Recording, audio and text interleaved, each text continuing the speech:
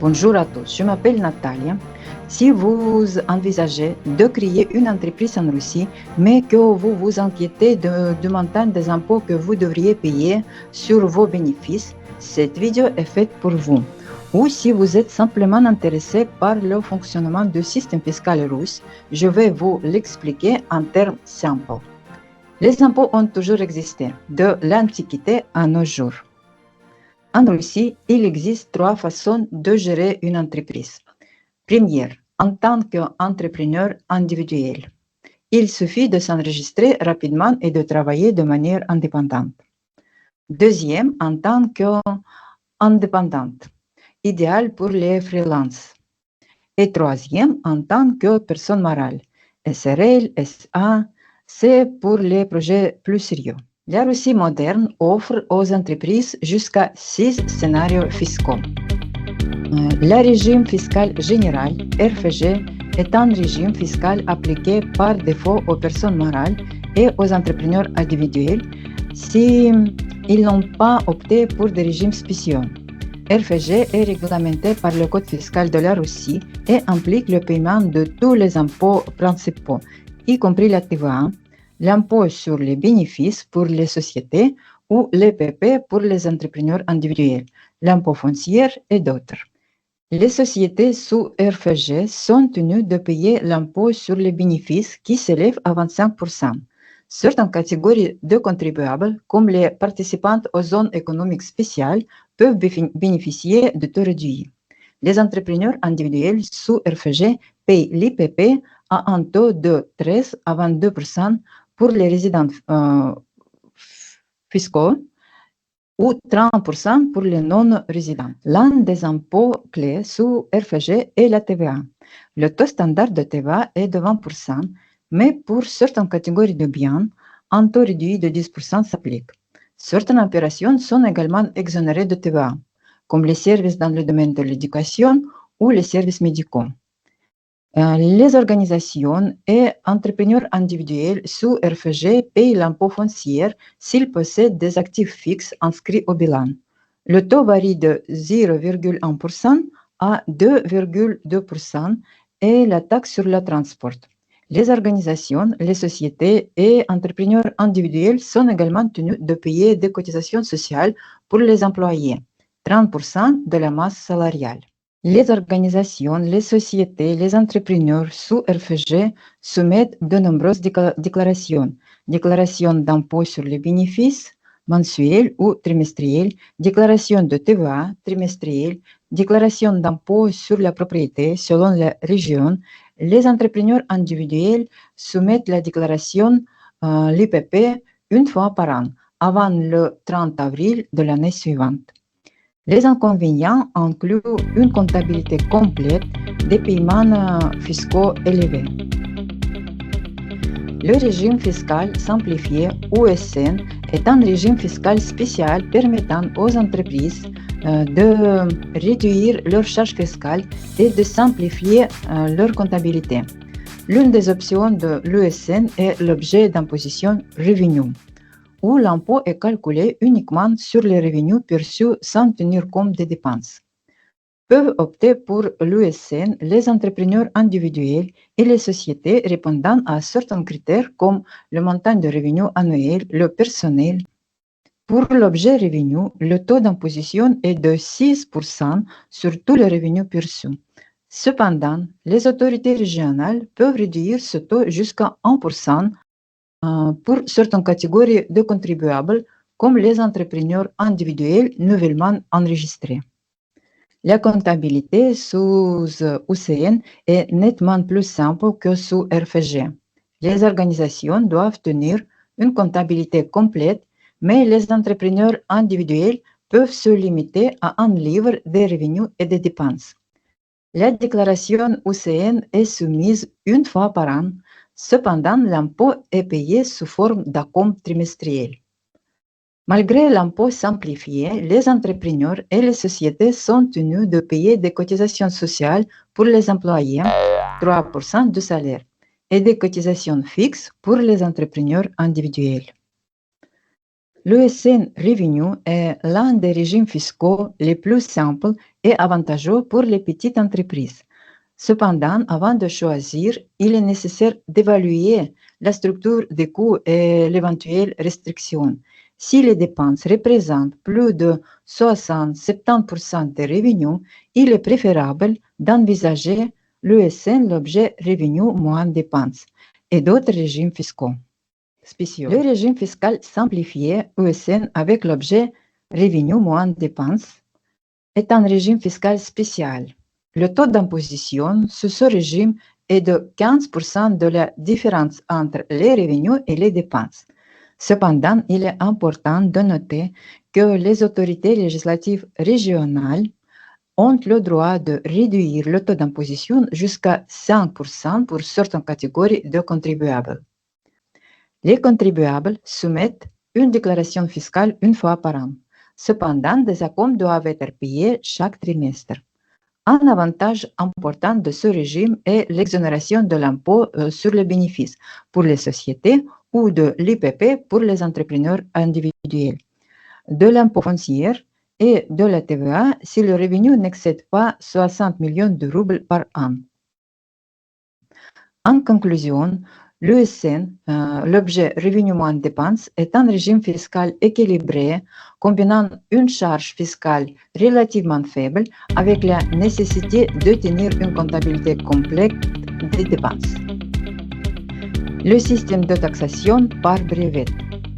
Un brevet, c'est comme un abonnement à une salle de sport. On paye une fois et on l'oublie.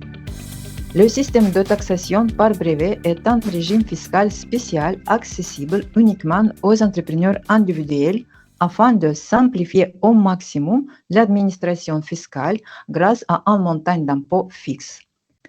L'essence principale du système de brevet est que l'entrepreneur achète un brevet pour un certain type d'activité pour une durée de 1 à 12 mois, dont le coût constitue l'impôt. L'entrepreneur individuel est alors exonéré de l'IPP et de la TVA. Il est important de noter que la liste des activités éligibles pour le brevet est limitée et déterminée par la législation des régions russes. Seuls les entrepreneurs individuels répondant aux critères suivants peuvent bénéficier du régime de brevet. Le personnel ne dépasse pas 15 personnes et le revenu annuel ne peut excéder 60 millions de roubles. Le taux d'imposition est de 6%. Une particularité du système de brevet est l'absence de déclaration fiscale à soumettre. Le système de taxation par brevet est un outil unique de stimulation fiscale des petites entreprises. Le régime fiscal simplifié automatisé est un nouveau régime fiscal spécial introduit le 1er janvier 2023. Ce système est conçu pour simplifier au maximum l'administration fiscale des micro-entreprises avec un revenu annuel ne dépassant pas 60 millions de roubles et 100 personnes et représente une version numérique du régime fiscal simplifié OSN traditionnel, où l'impôt est calculé automatiquement en ligne. La principale caractéristique du régime simplifié automatisé est l'automatisation complète de tous les processus d'interaction entre l'entrepreneuriat et les sociétés et les autorités fiscales. Les contribuables ayant opté pour ce régime sont dispensés de tenir une comptabilité fiscale et de soumettre des déclarations. Toutes les données sont générées automatiquement à partir des caisses enregistrées en ligne, des comptes bancaires et d'autres sources d'informations numériques. Le système calcule automatiquement l'impôt à payer, réduisant ainsi considérablement les charges administratives pour les entreprises. Le taux d'imposition sous OSN automatisé est fixé à 8% pour l'objet revenu et 20% pour l'objet revenu moins dépend. Les autorités régionales ont le droit de réduire ces taux pour certaines catégories de contribuables, mais pas de plus de moitié. Le choix de ce régime automatisé est volontaire. Le contribuable confirme simplement l'exactitude des données générées automatiquement. Le paiement de l'impôt sous ce régime automatisé s'effectue trimestriellement. Pour les contribuables, sous ce régime automatisé, tous les avantages des régimes spéciaux sont maintenus. Exonération de la TVA, sauf importation, d'impôts sur les bénéfices pour les sociétés ou l'EPP pour les entrepreneurs individuels, ainsi que d'impôts fonciers. En conclusion, ce régime automatisé représente une étape importante dans la digitalisation de l'administration fiscale en Russie. L'impôt agricole unifié est un régime fiscal spécial conçu spécifiquement pour les producteurs de produits agricoles. Ce régime vise à soutenir les producteurs agricoles en réduisant la charge fiscale et en simplifiant la comptabilité fiscale. Le taux d'imposition est fixé à 6% de la différence entre les revenus et les dépenses. Le choix est volontaire. Le choix de ce régime est volontaire. Les contribuables sous ce régime soumettent une déclaration fiscale une fois par an. Cependant, des acomptes doivent être payés semestriellement. Un avantage important de ce régime est l'exonération de plusieurs impôts. Les contribuables ne paient pas d'impôts sur les bénéfices pour les sociétés ou l'IPP pour les entrepreneurs individuels, d'impôts fonciers et de la TVA, sauf pour les importations. Cela réduit considérablement la charge fiscale et le volume de déclarations. Pour les producteurs agricoles, sous ce régime, des conditions spéciales s'appliquent aux cotisations sociales. En conclusion, ce régime spécial agricole est un outil efficace de soutien public au secteur agricole ayant une faible charge fiscale à une administration relativement simple. L'impôt sur le revenu professionnel, NPD, est un régime fiscal spécial.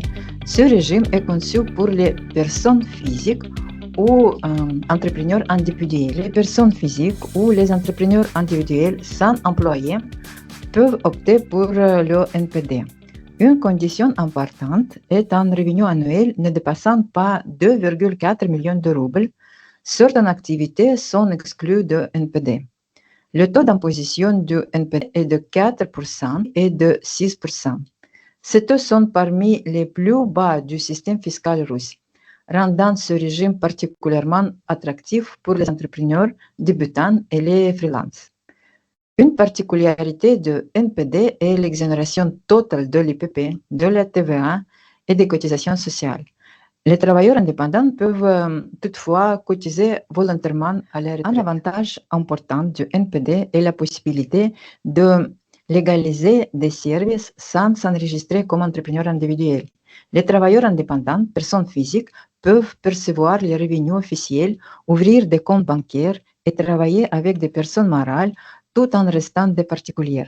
Cela réduit considérablement les charges administratives pour les micro-business, pour les micro-entreprises.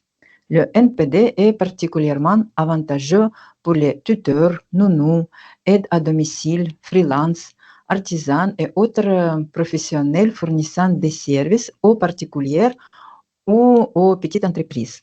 Ce régime permet de légaliser ces revenus avec des coûts fiscaux minimums et sans la bureaucratie des autres systèmes fiscaux. En conclusion, le NPD représente une approche innovante de la fiscalité de petites entreprises et de travail indépendant, combinant technologie, faible charge fiscale et simplicité administrative. Le système fiscal russe, en général, propose plusieurs régimes spéciaux, chacun ayant ses particularités. Cette vidéo énumérait brièvement tous les régimes fiscaux existants en Russie, y compris le système général RFG, le système simplifié avec différents objets d'imposition, revenus moins dépenses, le système simplifié automatisé, l'impôt agricole unifié, le système de brevet et l'impôt sur le revenu professionnel.